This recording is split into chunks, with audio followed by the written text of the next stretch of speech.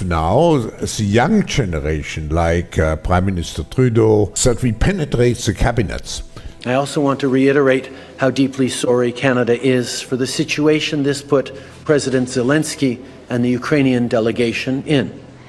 It is extremely troubling to think that this egregious error is being politicized by Russia and its supporters to provide false propaganda about what Ukraine is fighting for.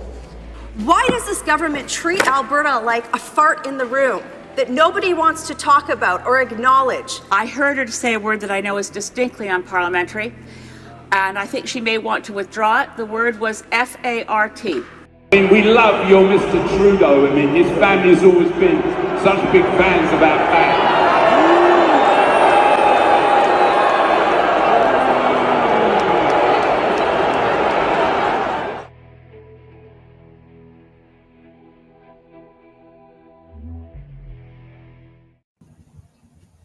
Hey, everybody. Hello. Welcome. Wow. Episode 10 already. Can't believe we've done 10 episodes of this. You're in the double digits already? I'm in the double digits. That's wow. Bad. God damn. That's a lot. Welcome, everybody, to the Maple Files. I'm your host, Snow Himbo, and this is our guests, Angel and Big Mac. Neither of us are Canadian. No, they're not Canadian. They know very little. Angel is an honorary Canadian, but he has not been baptized in maple syrup yet. Nope. Wait, but I have? I did it in your sleep. Sorry, man. Okay. Yeah. That's all right. I mean, I would have liked consent, but that's all right. I use gloves, the rash thing, so. Yeah, that doesn't really help. Yeah.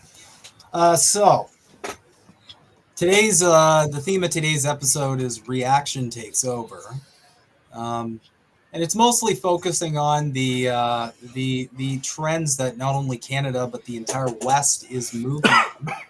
And I'm going to kind of break down and provide some analysis there too. But we do have, hey Miguel, hey Javier, hey handsome cynic. No idea who that guy is.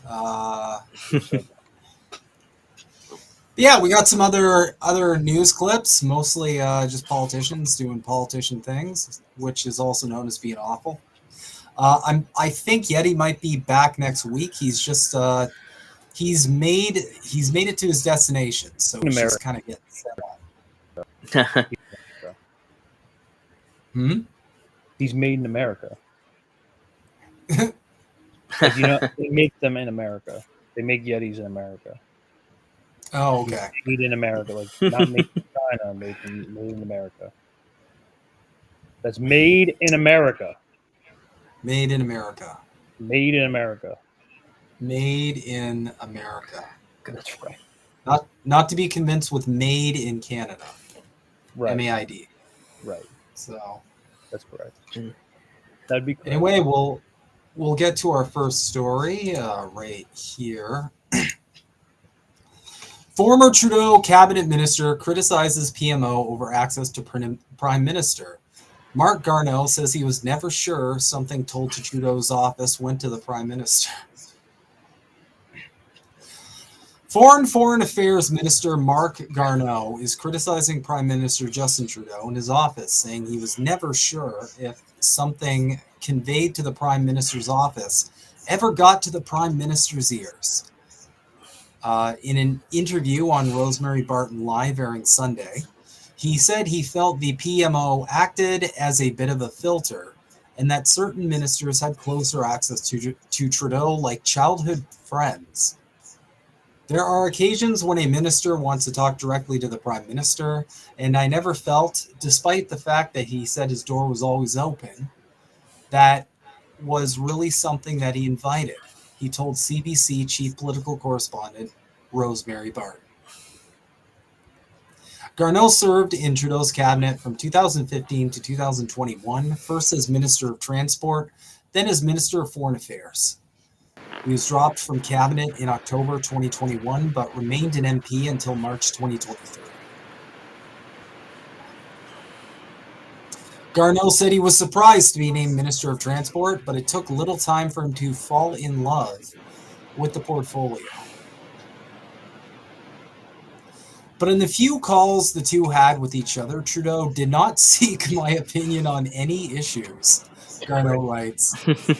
Generally speaking, he was not overly interested in transport unless a problem surfaced.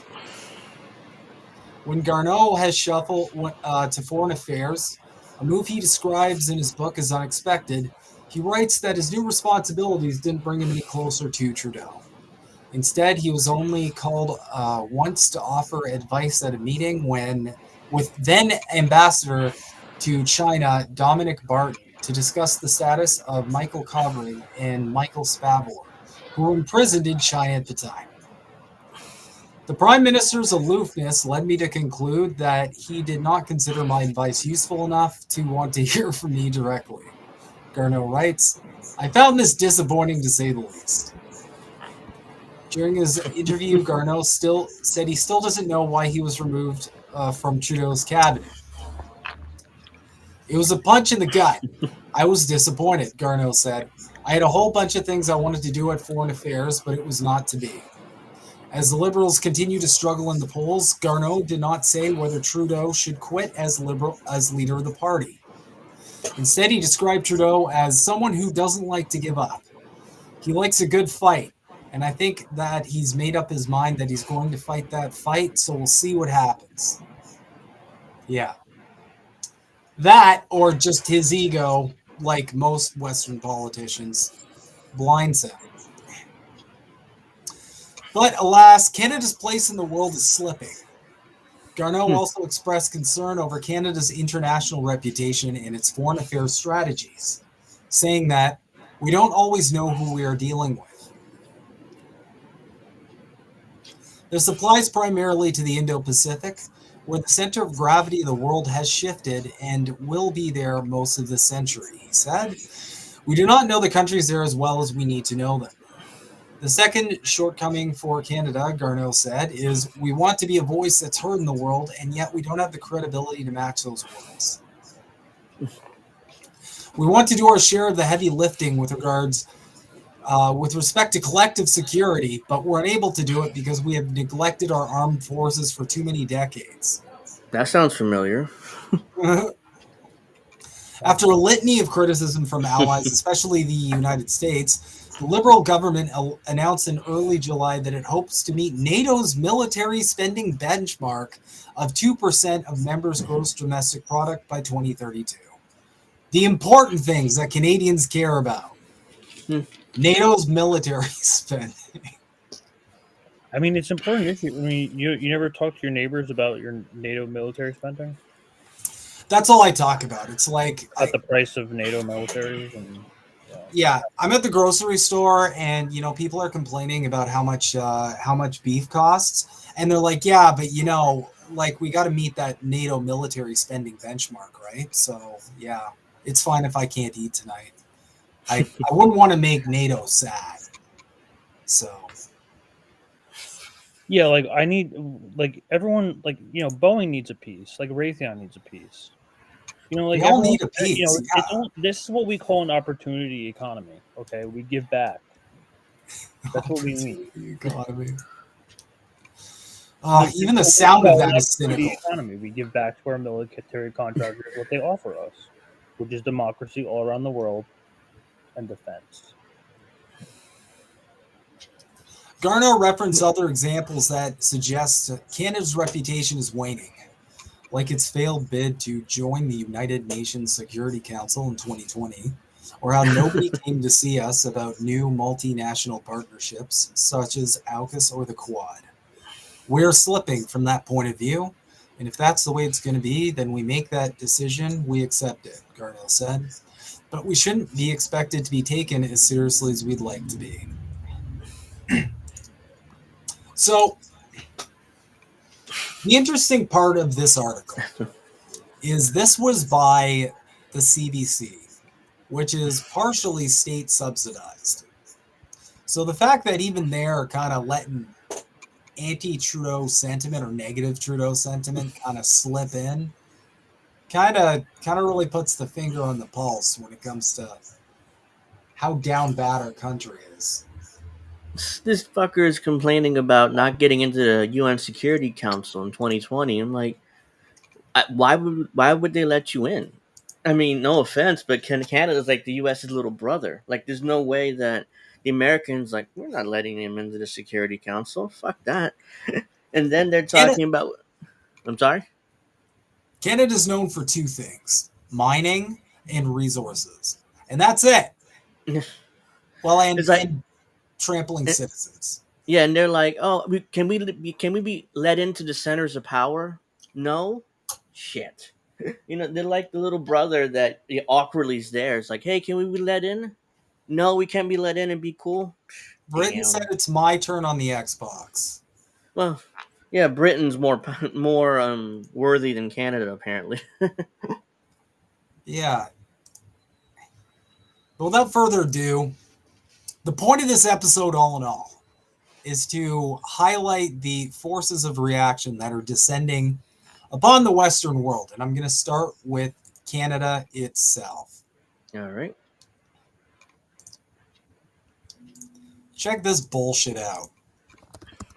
Youth in Canada voting to the right of boomers is apparently because young people can't get employed and can't afford a home. Hope that helps the political discourse on this one. Now, this is across the board. Pretty much every poll. I'll just go to Polling Canada in general and show you guys this shit. And of course, they got this garbage. This is federal polling. So, because you guys are American, you might not know this. The CPC is the Conservative Party. That's our GOP, if you will. Okay. Pretty much. The CP is your Conservative Party? Is that CPC? Okay. So vote blue up here is a vote for reactors. It's got nice. And then tied for second place, we have the NDP. So that's kind of like the Soc Dems. It would be like if like Bernie and the Squad had a party. So like they're better than the Liberals, but it's still neoliberalism, just kind of, with less atrocious policies. Now, the fact that they're tied with the Liberals is fucking bonkers because it's almost always been Liberals and Conservatives, and then the NDP trailing like third behind. And I think that's because Canadians are just done with the Liberals. Now, I think this is a really huge missed opportunity for the NDP because they decided to get into this weird alliance with the Liberals and start working with the Liberals, kind of how, AOC and Bernie and the Squad all started just, Nancy Pelosiing it up. Same thing, except for different parties. And I feel like with everybody's frustration with the Liberals, they could have really stood out and presented like a better option than at least more neoliberal, like slop. But instead, they kind of like got in bed with the Liberals, and now they're kind of stuck with that stink, even after they kind of like abandoned the Liberals and said their little deal was over. But you see the seats here. The seats in this poll are CPC 217, LPC 45, NDP 43, Bloc Québécois 35, and our Green Party is like 3. It's like L, just massive L. And as you can see, it's like, it's across the board. So we're essentially just seeing like, now I'll be the first to say, NDP is doing better, but the biggest takeaway here is we are right in line for a massive conservative wave. And I'm going to be the first one to say the last thing this country needs right now is a conservative government. But I'll kind of analyze that a little further. But that is the last thing we fucking need. Canadians are buried in debt. Our social safety nets are already in the toilet. Not even disability pays enough for anyone to be able to survive on. Like, we're down bad. We're down real fucking bad. Wages are not even close to the cost of life. It's not close. Like, it's so stupid.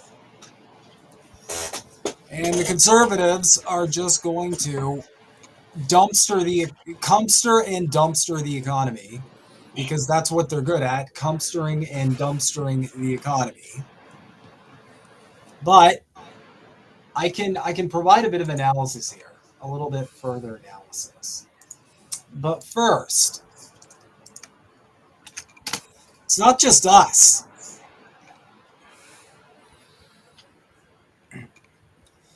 Austria's first far-right Freedom Party is heading for its first national election win.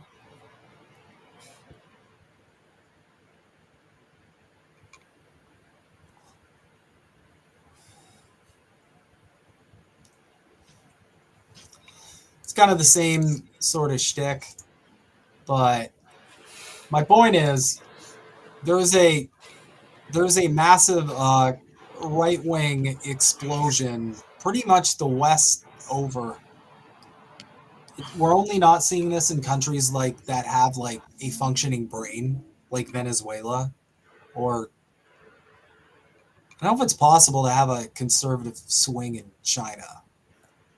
It's kind of just that China. Yeah, it's very unlikely. It's right in the name, you know. Uh-huh. Can't really be right-wing communists. Well, outside of the U.S., I guess. But yeah. So, hey, CBC voter. Hey, Cowboy Kitty. Hello. Yeah. Hello. Hey, everybody. Thanks for coming in. So, you might be seeing this kind of like reactionary wave, at least in North America. It's pretty much across the board. Mm-hmm. So, I'm going to break this down. I'm going to break this down a little for people.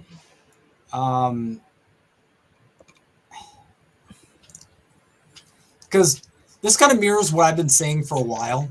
But this excellent account, Mass Strike Now, follow them if you haven't, because they have dank memes, as the kids say. Lay dank pepes or whatever. Yeah. Zoomer speak. We're doing Zoomer speak. I'm going to stop now. Okay. So, this is the cycle that we've been going through for our whole fucking lives. First off, inspiring centrist refuses to tackle the underlying social problems that led to the rise of the far right. All right, we move on. Stagnating living standards creates fertile ground for fascism. Far right win elections. Then we move on. Far right drives economy off a cliff, lowers standards of public life, and generally makes everything objectively worse. Moving on. Uninspiring centrist defeats far right with a promise of change. Moving on, and the cycle continues. This is pretty much what we go through.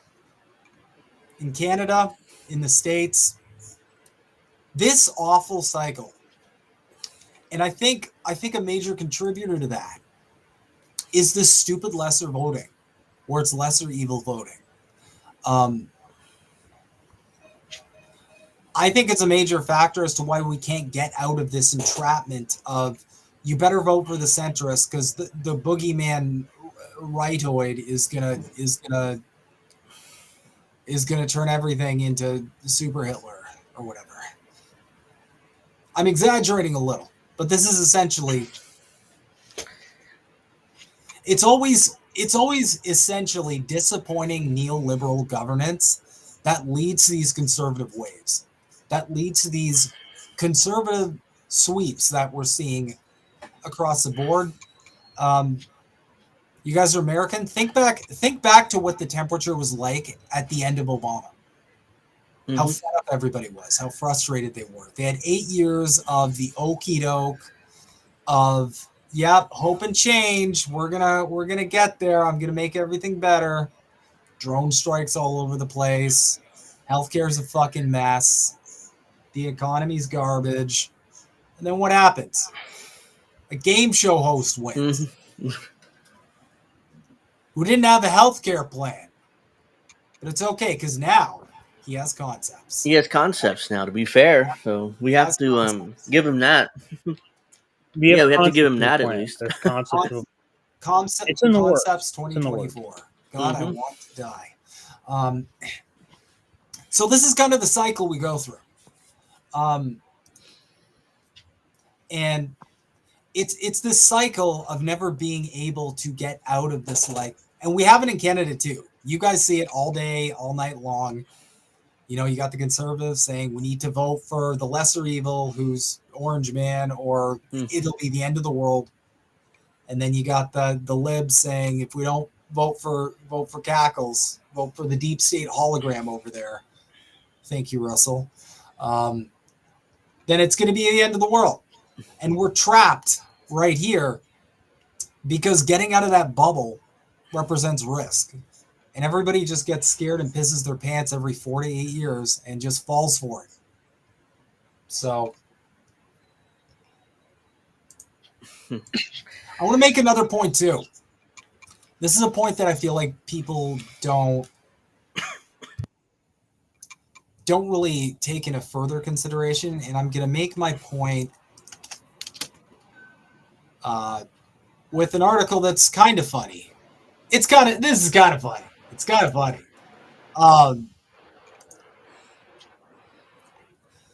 First reading, why is it the NDP triggering an election they can't afford one? The party is so broke they'd struggle just to cover the travel expenses of the leader. As the Trudeau government continues to stave off an election despite ever plummeting public support, one clue as to how may be that the parties keeping them in power are too broke to afford a campaign. The NDP in particular counted less than $300,000 in cash in its most recent audited financial statements. At the close of 2023, the party had cash assets of just $289,808. This is the exact opposite of the Conservatives, who are sitting on more money than they could ever legally spend in a campaign. Their cash reserves at the end of 2023 stood at $16 million. That's $197,685. That's a pittance compared to what's spent here in national elections. But I digress. Yeah, but you guys got your finger on the button. Mm-hmm. Like there's going to be. Also, you guys got I'm jealous of all that lobby cash you guys get up there. You guys get mad lobby cash. You're jealous? You get BlackRock. You got big pharma. You got other lobbyists. None of them from foreign governments though. That doesn't happen, right? No, that wouldn't happen. Not really. I wouldn't say that. No. None that give like millions of dollars to both of your candidates, right? That would be ridiculous. That'd be crazy. There's no way. Yeah, that's nuts. No. It definitely doesn't start with an A. I know that much. No. So I bring this up not just because I'm being stupid. I do that for free.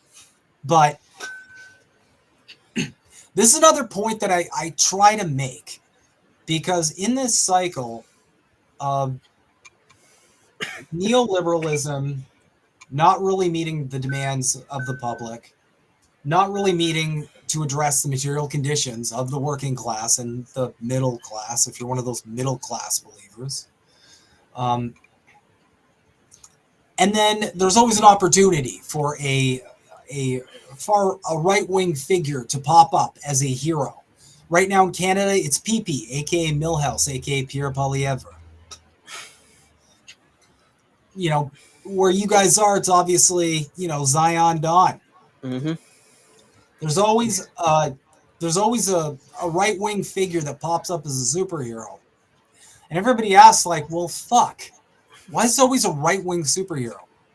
It's always a right-wing superhero because of what I'm showing you right fucking here. Right-wing politicians take advantage of these moments of neoliberal incompetence because the right has access to capital and the left doesn't, period. The right will always have access to more capital. Always. That's because their policies, however they dress them up to appear working class friendly, to appear beneficial to the everyman, they are always policies that will predominantly benefit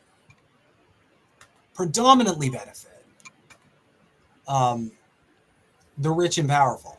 Every single one of Pierre Poilievre's policies are meticulously designed to appear appealing to working people. But when you peel them back, and I might do this next episode, when you peel them back, what you find is just a bunch of rich and powerful serving interest. And that's why there's this discrepancy, because this is insane. Okay? You've got a major political party that barely has anything at all, comparatively. Let's do some math real quick, actually, because I'm curious.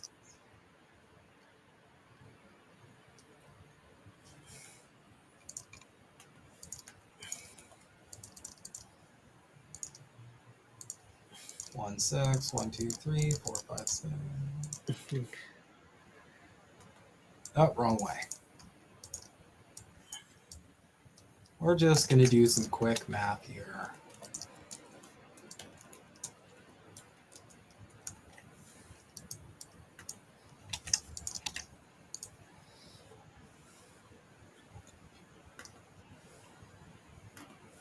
Oh my God, okay. I give up. The calculator's freezing. But, I mean, that is over 30, that's over 30 times a difference in cash money. That's fucking nuts. And this is part of the problem.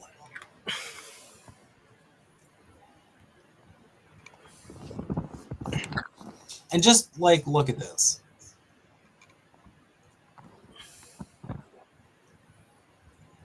That's not loading either. Jesus, man. Okay. Oops. Okay, perfect. I found it.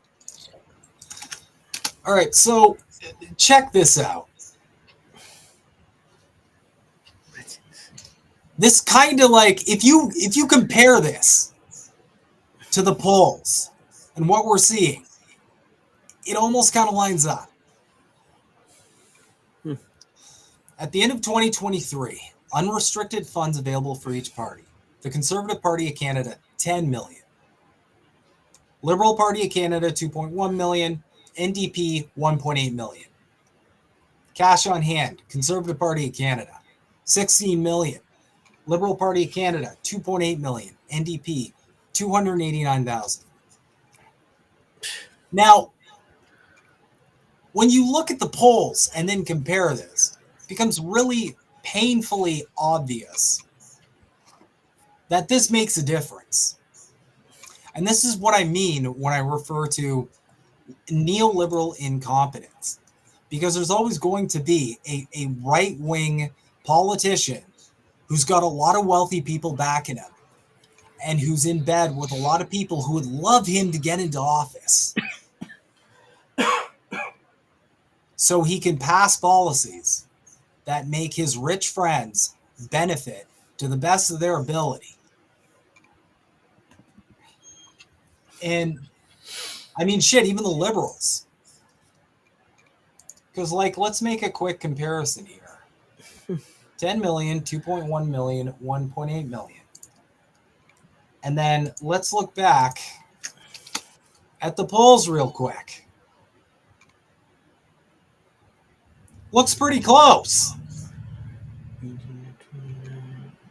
So, all I'm saying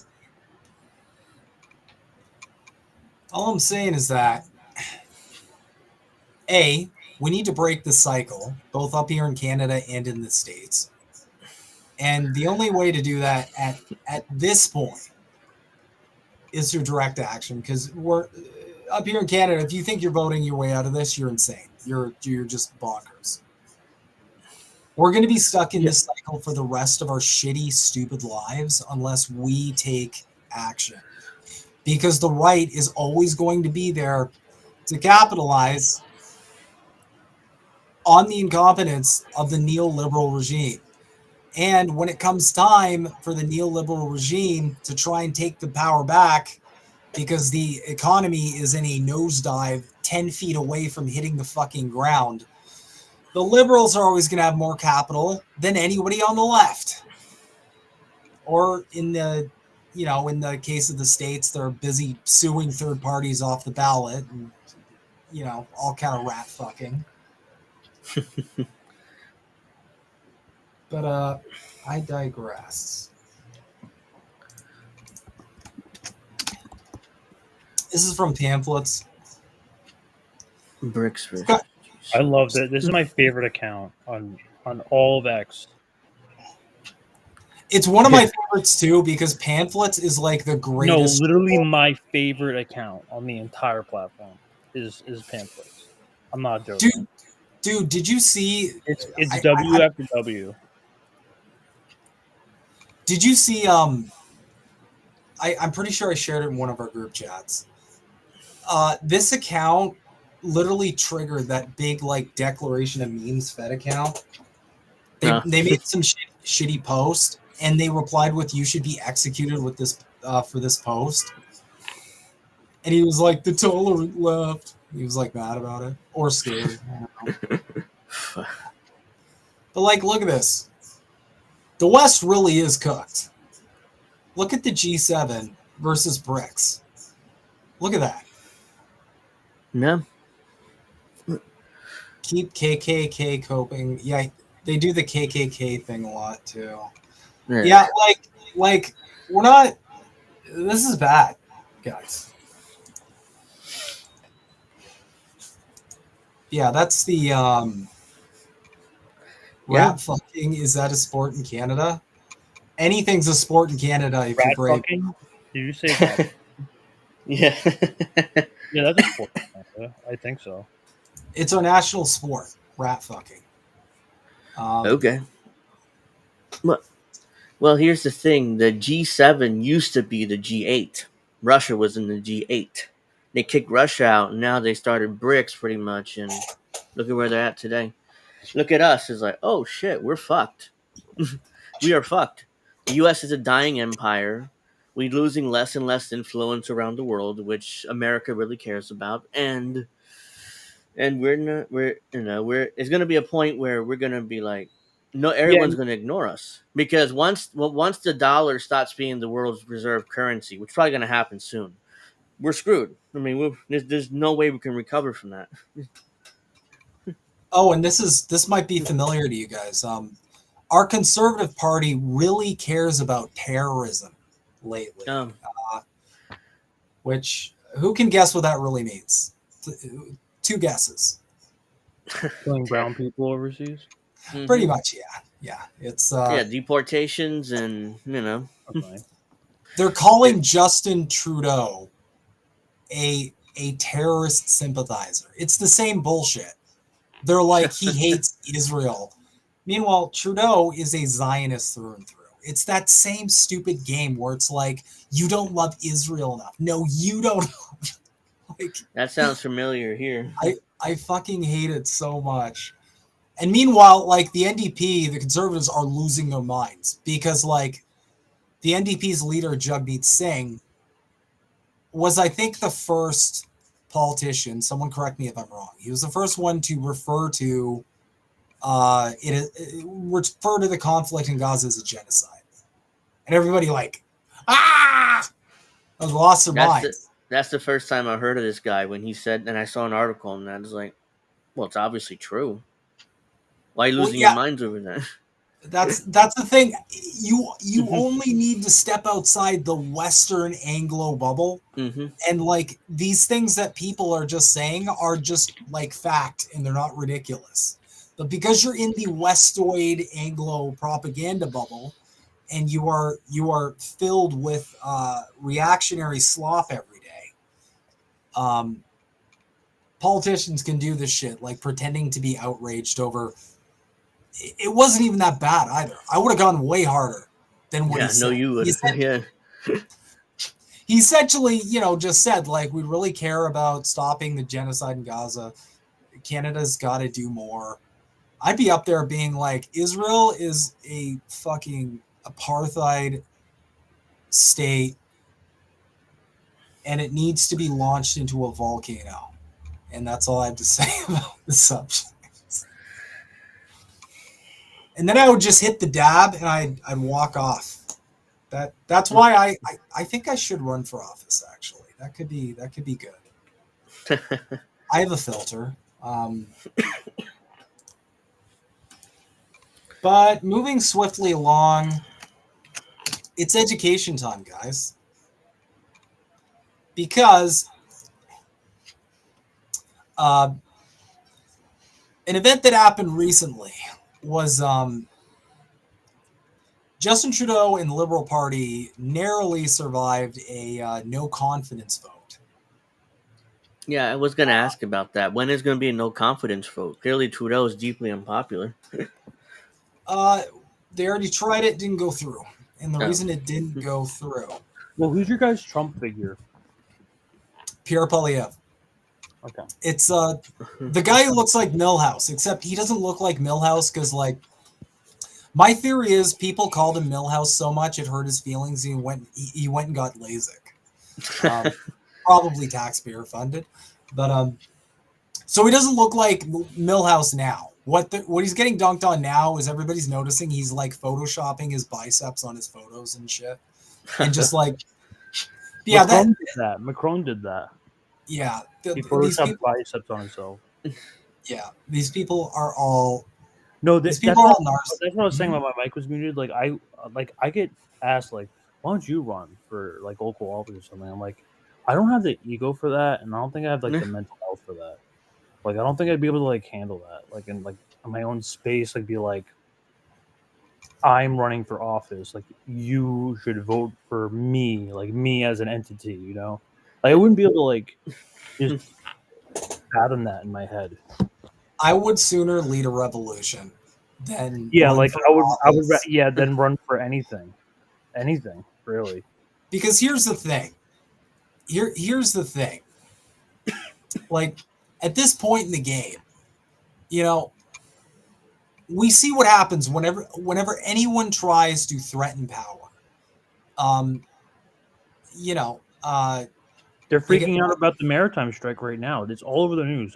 All 24/7. They're like freaking out. What's going to happen? Yep. Oh yeah, here in the U.S. Yeah, I immediately got here in New Jersey. Oh, a strike's going to affect us here. Blah blah blah. We're freaking out. Everybody's losing their minds. It takes one day. Yeah. I will say though, it's a great opportunity because if we can get all those guys on board, every single time there's a strike like that. Like what we need to be doing is we need to be reaching out and making connections, because one amazing thing we could do to really get a general strike pop off is, I might actually do that myself. Like actually reach out, because we could get enough contacts, enough people together so that we could actually at least have the threat of a general strike. That might actually get some fucking changes done. And then I would go rogue and pivot it into a revolution, because fuck it, if you got the numbers, just go all the way now. You might as well, yeah. Mm-hmm. Yeah. That is what is to be done, if you will. Some people might say. Some people, indeed. But I digress. So it is learning time. What? I thought we were in learning time. It's learning time too. Part 2. Oh. Yep. Damn. So a lot is happening in Canadian politics right now. From the New Democratic Party, the NDP, axing its supply and confidence agreement with the Liberals earlier this month, to Conservative Party leader PP's non-confidence motion. PP. Put forward against Prime Minister Justin Trudeau's government. it can be easy for the average Canuck to get lost in all of the drama, which I find hilarious because, like, what the fuck is an American supposed to do? And plus, his name is Pee-Pee. Like, that's so dumb. Yeah. His name is initials are literally Pee-Pee. What kind of name is that, bro? You just call him Pee-Pee. That's it. His parents obviously didn't think this through, where they're like... They didn't... No, nothing. They never even, like, gave it a second thought. They're like, yeah, just name him Pee-Pee. Just name the kid Pee-Pee. He's just Pee-Pee. Just name your kid Pee-Pee and see what happens. Yeah. What's his middle name going to be? Let's make it Poo-Poo. Pee-Pee, poo-poo, sharding, and farting. That's going to be... The full name. That's going to be his grandson, pretty sure. Okay. So, we'll start at the basics. What is a non-confidence vote? Put simply, a vote of non-confidence or non-confidence motion aims to force a general election and remove the Prime Minister from office.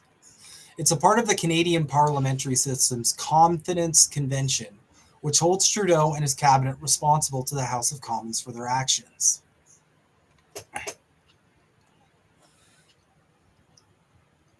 And this is PP. This is the Trump figure. They can vote to give Canadians the carbon tax election. Here's it. So, or they can keep their costly coalition plan to quadruple the carbon tax. Yeah, so he does the same slogan bullshit that Trump does. Axe the tax, build the homes. Like, he doesn't really have policies passed like slogans, really. What this means, though, is it means that when a non-confidence vote happens, the governing party must have the support and confidence of a majority of the members of parliament to remain in office. In a minority government situation, that means that the government always has to have the support of another opposition party, where the NDP comes in. The minority Liberal government lived to see another day because the Bloc Québécois and the NDP voted against the non-confidence vote. Why did PP call for a non-confidence motion? Harris says that typically non-confidence motions are put forward for a specific reason, such as a scandal or a specific issue. For example, former Prime Minister Stephen Harper's government lost a non-confidence motion in 2011. Opposition parties cited Harper's failure to disclose full financial details of his tough-on-crime legislation, corporate tax cuts, and plans to buy fighter jets. These people are crazy, man. This is the driving the economy off the cliff part. What's interesting about this one was just plain we have no confidence in the government. PP is advertising the non-confidence vote as a carbon tax election. The costly coalition. So it's always like costly coalition, sellout sing.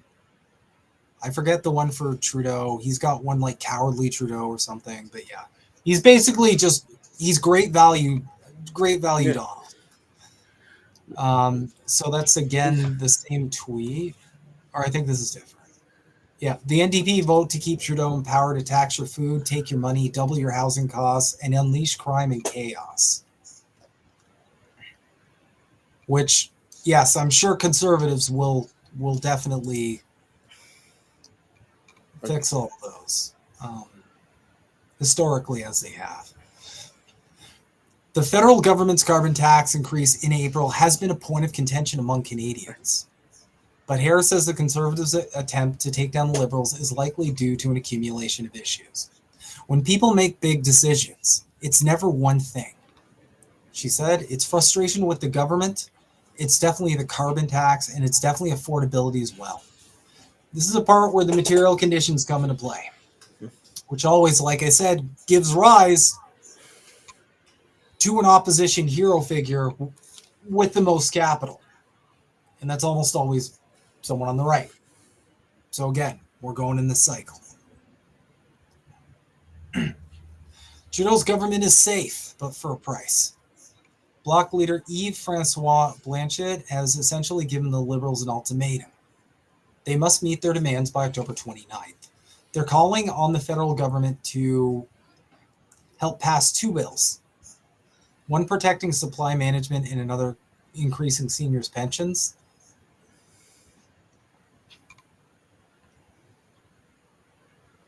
The NDP is demanding that its pharmacare legislation be passed so it can campaign on that and say, look what we got for Canadians, Harris speculated. And you got a tweet from Jugmeat. Today, the Conservatives tried to stop pharmacare and cut dental care. Poilievre's PP's cutting Conservatives want to make sure you can't have free birth control and diabetes medication. The Liberals can't stop him, but we can. What is this, a fucking Marvel movie? Jesus. That's what all these people are playing. They're playing they're playing Marvel characters. It's either team sports or like some no, they literally view their people as superheroes. Like look at Trump, look at Kamala. They have like AI images of them like saving cats and saving babies and shit like that. Like it's all tribal, like very tribal, very team. Like this culture very interests me. It interests me a lot because it's very, how should I put the word, retarded. But, yeah. Okay. But I mean, you know what I mean. Yeah. Right. But you know what I mean. Mm-hmm. I'm sorry. So when it comes to hiking old age security payouts, the Bloc wants 10% more a month for seniors between the ages of 65 and 74. That's something pretty doable. And when it comes to supply management, the Liberal government is in favor of it. It's something they agree with. She said the only thing that could prevent these demands from being met is that they have to pass both the House of Commons and the Senate. Pretty confident that the Senate will find a way to pass both of these bills. Could there be an early election? After the Conservatives' failed first attempt, Poilievre tabled another non-confidence motion on Thursday, which will be voted on next Tuesday. If that vote is defeated, the Conservatives are expected to table one more non-confidence motion before Christmas. Yay. So the big question now is whether the Liberal government can hold power until the next scheduled election, which is expected to happen in October 2025, which happens to be the year that I turn 40. Fuck me. No. Oh. Yeah. Yeah. It's over. It's ogre. It's ogre. Harris predicts that Trudeau will survive this fall in a video game. I just don't think the conditions are right for the Bloc Québécois and the NDP to go to an election, she explained. Well, yeah. The NDP has no fucking money. They got no paper. They got no money. Where's the money? They're literally too broke to run. What are we doing? And again, that's because the right has capital. And all of the super rich people who are going to throw money at them are not going to be in favor of policies that put them at a disadvantage and the working class at an advantage. That doesn't interest them. It is against their interests. What she's looking towards is a spring budget, which she says is a big question mark for the Liberals. The budgets, like the fall economic statements, are automatically confidence votes because of what they call money bills. If the opposition was going to bring down the government, they do it on the budget. If they do it on the budget, then it's a way to do it on principle so they don't look as opportunist. The government is distracted. Now that we know the ins and outs of what's happening in Ottawa, it's important to know how it all affects Canadians. The end of the NDP's supply and confidence agreement, which would have essentially kept the Trudeau government in power until next year, seems to have set all of this in motion. It's affected things in that we're all in these negotiations, we're all in these tactics. She said that what's difficult is that the Liberals used to be able to count on the NDP for support, and that's no longer a given. She adds that the NDP used to be more part of governance and receive regular updates, but that's no longer the situation. It makes everything much less predictable. And it also means that the government is focused on staying in government, and that's taking away energy from solving issues and from actually bringing policies and actually governing. It just brings uncertainty, and I don't think that's good for Canadians because, again, the government's distracted. It's hard to settle some of the long-standing issues. Oh, this is about... Says it also makes it hard for governments to make long-term plans and to embark on new projects. As a political consultant who works with Indigenous clients, she says they have been having a difficult time negotiating Indigenous relations. It's hard to settle some of the long-standing issues of Indigenous communities when they don't know if there's going to be a government.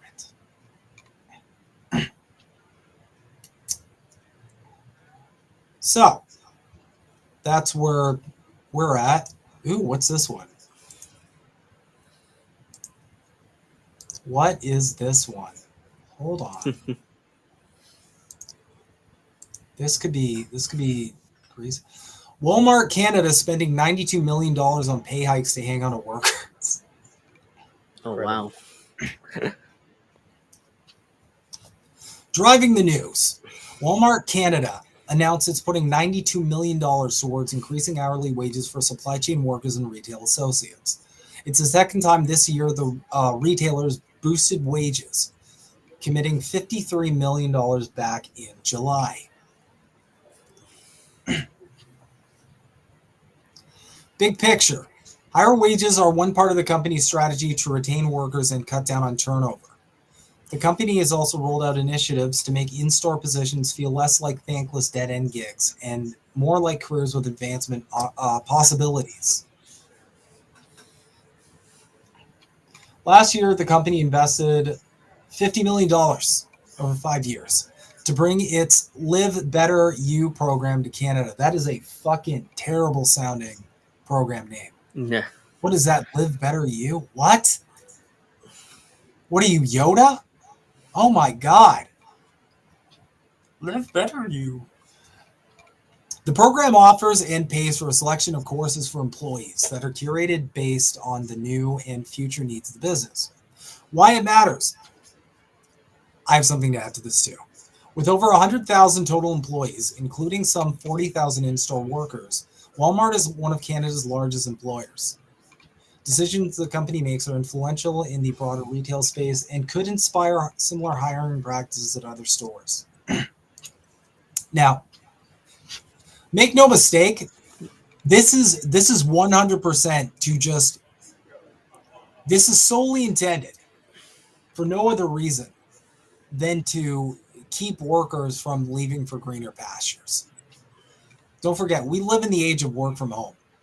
And, you know, if you've got considerable customer service skills, especially if you got any tech skills, I can't even imagine the kind of dog shit they're paying over at Walmart, but you can probably leave for greener pastures.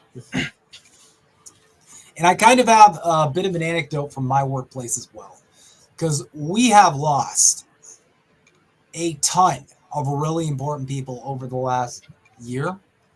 And the only difference between all of them is they said they are embarking on a new opportunity. They are moving forward in their career, language like that. Whenever you hear I'm leaving for another opportunity, that is code for I asked for more pay, I didn't get more pay, someone else offered me more pay, so fuck you, I'm leaving. That's all that means. 9 out of 10 times that's all that means. And this is what's going on likely with Walmart. They are likely seeing a lot of workers kind of hightail it out of there and go find other more gainful and fruitful means of employment. And they're saying, hold on, this isn't really great for our bottom line. Not to mention, I mean, there's training, there's hiring, these are additional resources that are affecting their bottom line. So that is Walmart.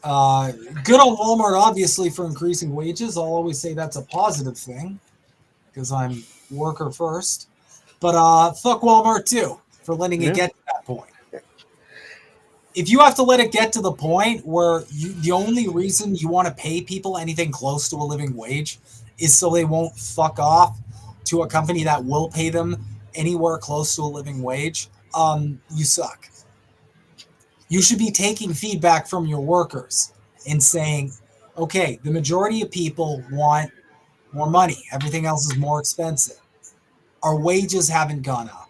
So let's give them more cheddar. And again, this wouldn't be a problem if we had worker co-ops. But apparently that's too radical an idea for Canadians. I digress. We're going to move on to the brother.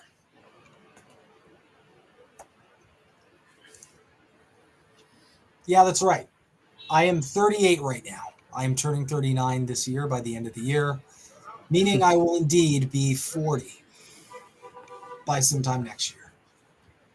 I know. I only look 20 years older than that. I know.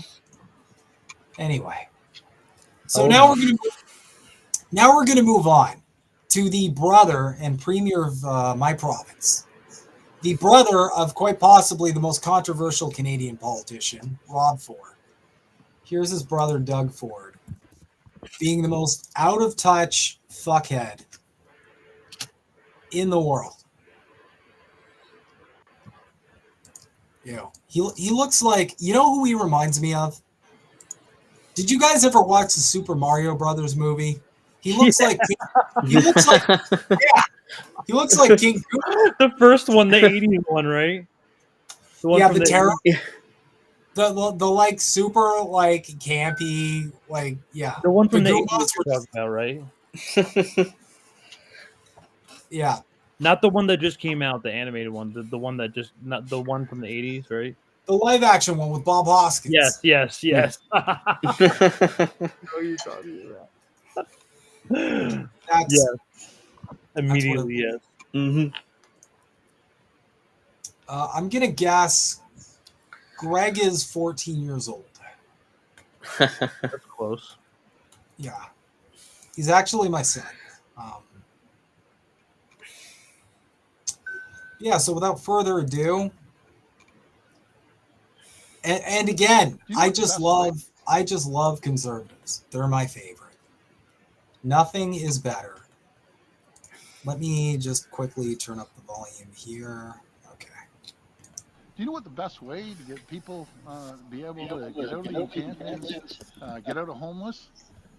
Get an application and drop it off one of these companies and start working. You need to start working if you're healthy. Bottom line, if you're unhealthy, I'll take care of you the rest of my life. Your life will take care of you. But if you're healthy, get off your ASS and start working like everyone else is. Very simple.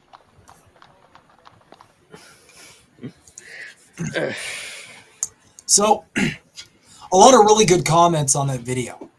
Because what Doug here is too fucking out of touch to understand is that a lot of the people in those encampments, those tents, do fucking work. They have jobs. The problem is they can't afford rent. This is happening to more people than I know, where they have to shack up with other people or live with family because they just can't afford to strike out on their own. If they've got a minimum wage job, that's just not cutting it anymore. So the fact that you're that tone deaf,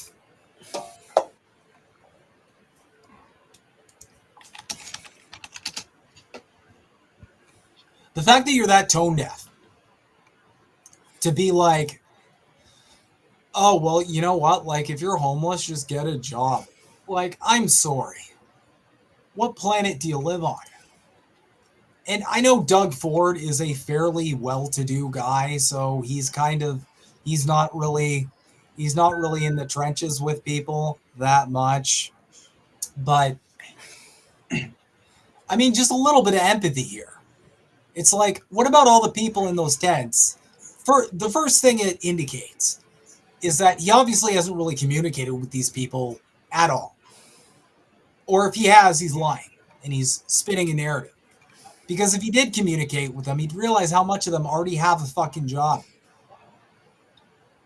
And secondly, it indicates how out of touch he is with the economy. Dude, you're the premier. That's like a kind of like a governor in the States, I suppose. Okay. You're premier. You're supposed to have a pretty good idea of how your economy's doing. And the rent is fucking bonkers. Food is fucking bonkers. Wages? Like, if there's one thing in the West we can all agree on, it's that I'm pretty sure we would all drop kick a hooker or two just to get one I should have done a better example. Just to get one politician who's remotely confident. All right, Crab's got a dip. Yeah. I don't blame him. Everyone thank Crab for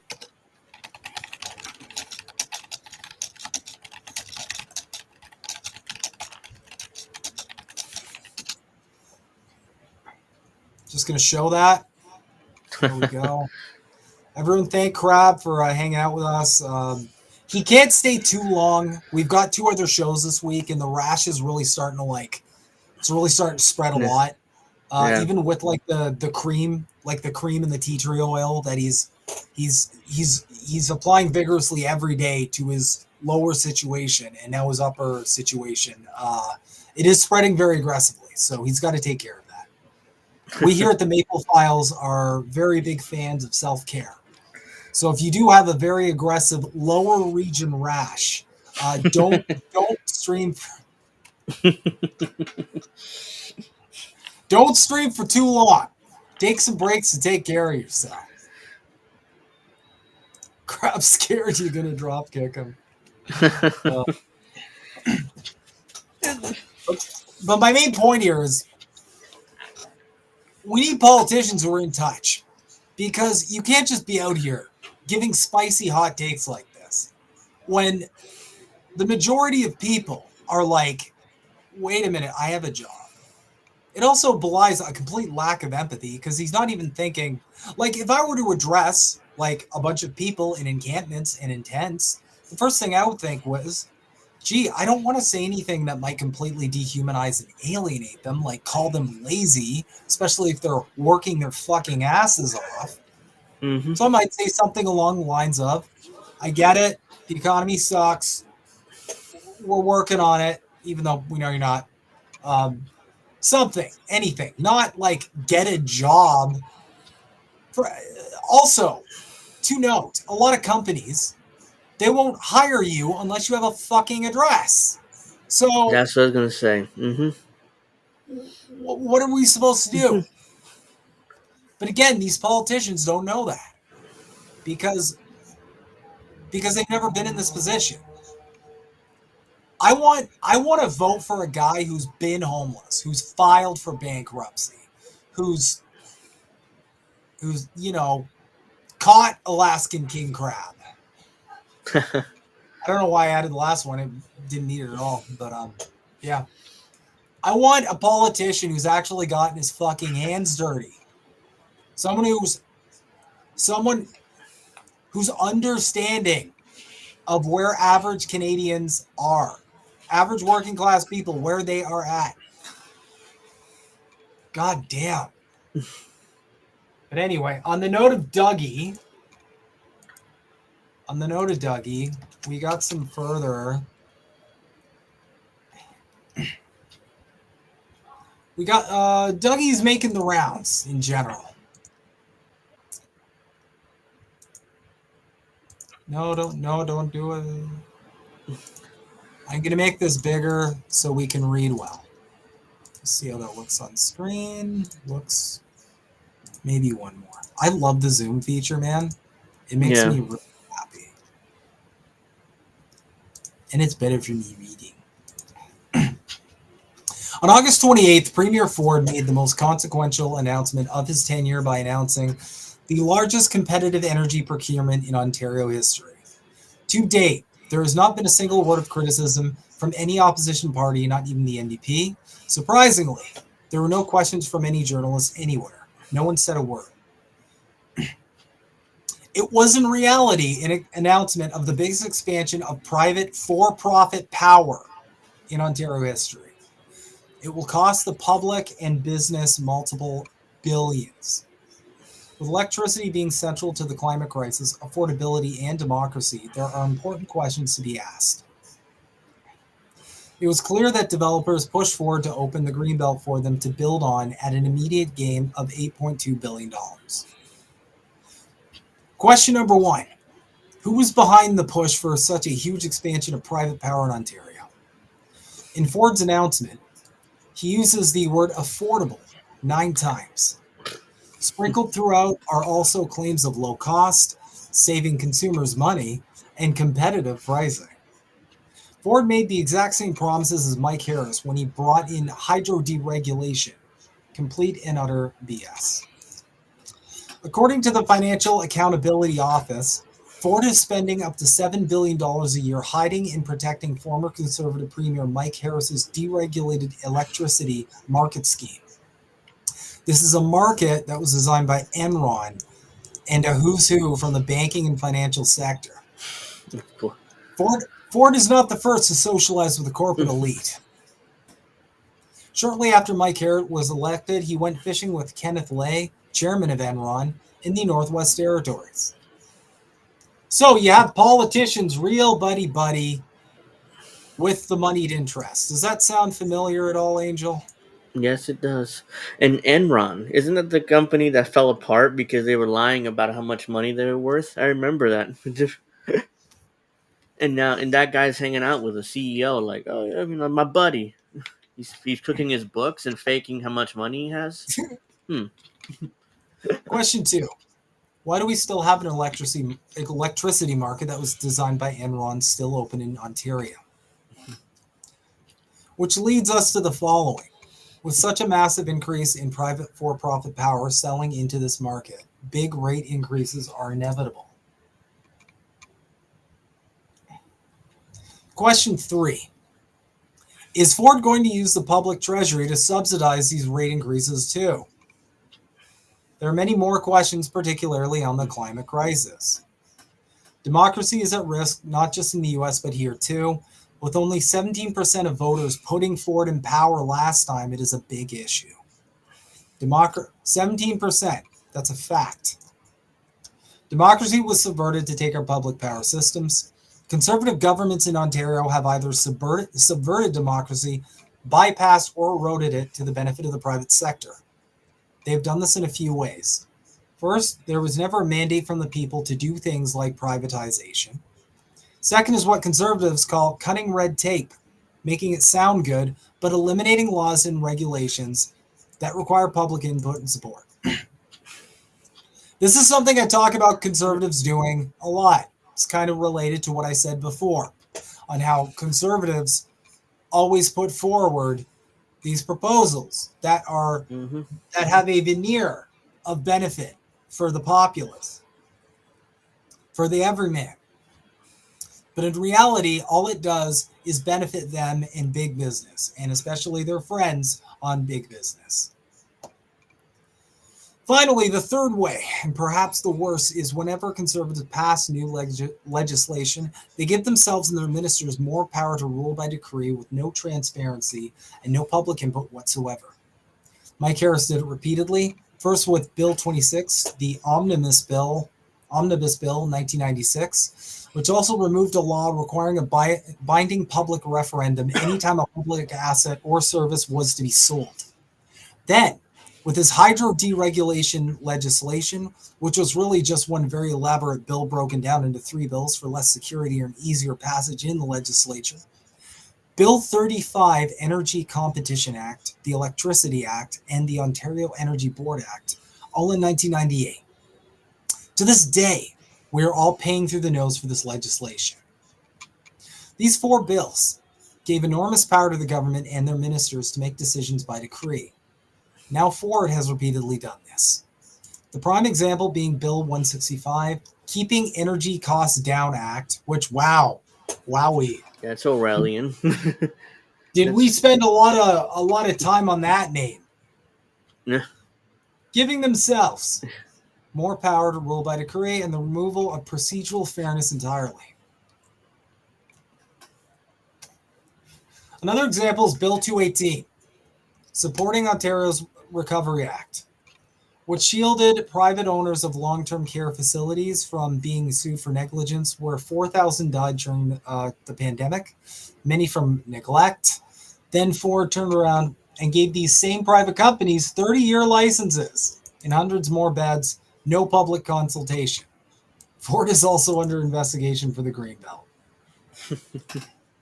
There really needs to be investigative reporting here to find out just who is behind Ford's massive announcement on energy and to defend democracy in the public interest.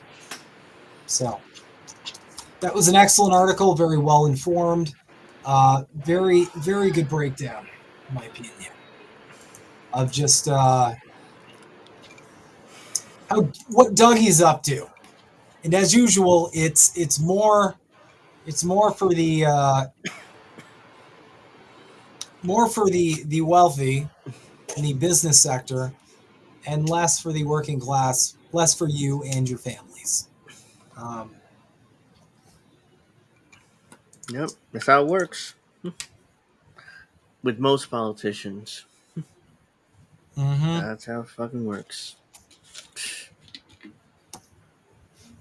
This is an interesting article.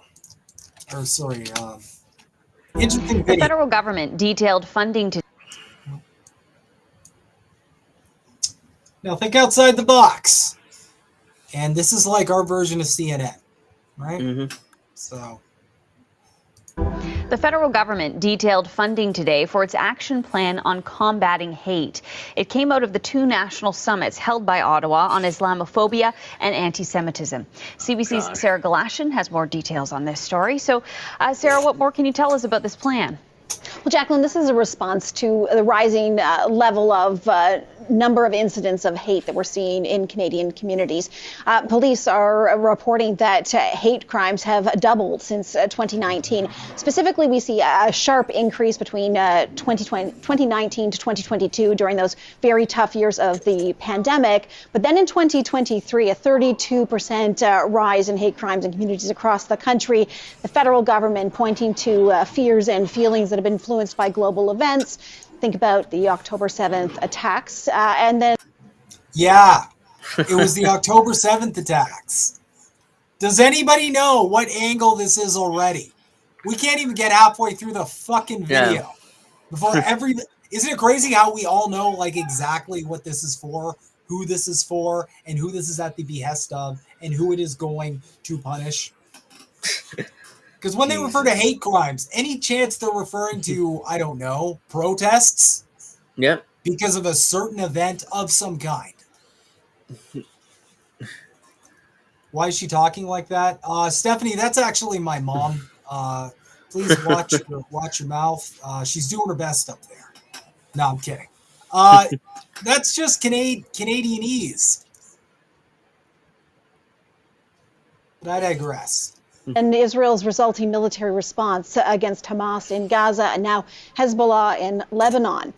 So then there are a number of ways that Canada's action plan on combating hate is, we're told, going to make Canadian communities and specifically individuals as well who might be feeling fear feel safer. Take a listen. This means better data tracking on hate crimes through StatsCan. Increase resources for law enforcement so that they can understand the needs and concerns of diverse communities. Reforms and education for our justice system to better inform how to deal with hate crimes. More funding to financially support survivors and victims of hate crimes. To ensure communities have the resources they need to feel safe and secure, as well as initiatives that will build trust between communities that experience hate and the institutions that respond to the incidents of hate. So as far as building that trust, that there will be a security there if it's needed. The existing security infrastructure program in Canada, it is getting a revamp. It's getting a new name. They're now calling it the Canada Community Security Program, CCSP. And it's also importantly getting more money, $65 million more dollars. $16 million of those dollars can be available this year. And so they are putting out calls for applications to community groups, projects, organizations that would qualify. They can be eligible for up to $1.5 million. And under the new formula that's being introduced as part of this, the federal government could provide up to 70% of that funding. And it could be complemented by other levels of government funding that might be made available. And Jacqueline, important to this when we talk about the protection element of this and those individuals and communities feeling safe, some of that money can be used to pay for accredited security guards. You mentioned this a bit, Sarah, but what sort of groups might be able to benefit from this funding? Yeah, we're talking about groups that might feel that they are either targets for hate, might be targets for hate, might also be groups that are working to try and combat hate. Working to combat hate. Right out of the bag, there it is. Mm-hmm. So I'm not saying that this is definitely just a clever way to clamp down on people protesting the genocide in Gaza. But it's probably clamping down on the people protesting the genocide in Gaza. It's probably all any of this is, really. And I hearken back to the trucker convoy when a lot of people on the left were yelling at me and saying, why are you speaking out against what's happening? They're just a bunch of dirty anti-vaxxers. Well, like I said back then, and like has always already happened in Canada, if the government is able to suppress protest for a cause that you don't agree with, they are absolutely able to suppress protest for a cause you do agree with. And the government has already done this for pro-Palestinian protesters, just as a FYI. The things that it can be used to pay for this money, administration space, it can be used for cemeteries, it can be used for child care centers, so it can really run the gamut, and that's all part of this new formula, and this is what organizations have sort of said that they need. At the press conference, we actually heard from a couple of voices representing groups that are working toward trying to increase dialogue on particularly tough topics centering around the Middle East. I want to play you a little bit of what we heard from both sides of this that are trying to work together. Both sides. We want to see solidarity dialogues in Ottawa, in Toronto, in Vancouver, in Montreal, and any other place. We want to expand the tent that will include everybody and that will never leave anyone behind. People are suffering, and this is an effort not to ignore or to silence it, but to give them a voice and find a solution through safe and effective communication. We also hope it will bring down the temperature, which has risen far too high because of polarization. So that's just one example of a group trying to foster dialogue. And of course, Jacqueline, by doing so, the hope is that they increase that dialogue, they increase an understanding between those who might be feeling fear, so that they have a better understanding of the other side of the issue. Okay, Sarah, thanks so much. That's the CBC's Sarah Galashan. Wow. Oh my fucking God. All right, so that's no, kill it with fire. So that's where we're at when it comes to where Canada's at with hate crimes. Now, I'm not seeing a lot of these so-called anti-Semitic hate crimes. I'm not really seeing a ton of them. What I am seeing a lot of is a lot of people taking time out of their day and risking their personal well-being to protest in ongoing genocide. That's what I'm seeing a lot of. And I feel like they're probably just calling that a hate crime. I think it's just that. Well, I think that's all that's going on here. I think that's all this is. Yeah, probably. Here in the U.S., they passed a bill saying that if you call someone a You call some Zionist? If you Zionist, yeah. That I'm sorry, I'm just lost my train of thought there. If you call them, basically they're trying to conflate anti-Zionist with anti-Semitism. If you saw someone in Zionist, oh, you're anti-Semitic, and you're allowed. They can take away all your government assistance or whatever. So. There you go. It's happening here in the U.S. too. So that at least that's more blatant though here in the U.S. and like in Canada where it's kind of like, we're gonna create this new government thing to give money to organizations to do this and that and the third, also to increase more security. She said, and hire more people. So it's an indirect way, as you said, to kind of, take to clamp down on protests against Zionism and pro-Palestinian protesting. Yeah, because let's unpack this for a second. Mm-hmm. What else could be causing an increase in hate crimes? What would that entail? What changed? Well, the only thing that changed since that date that she mentioned was shit started heating up over in Palestine and the world started paying attention. We've never paid attention to this issue to this extent. And when we finally looked, we were all horrified. Yeah. And there's no going back. I can't unsee those videos I saw. I can't unsee any of that. I can't unsee those kids. I can't unsee parents crying because they know they'll never spend another day with their with their son or daughter anymore. Mm-hmm. I can't, that's never going to leave my head. It's etched into my mind until the day I probably die. So, yeah, people aren't just going to forget this.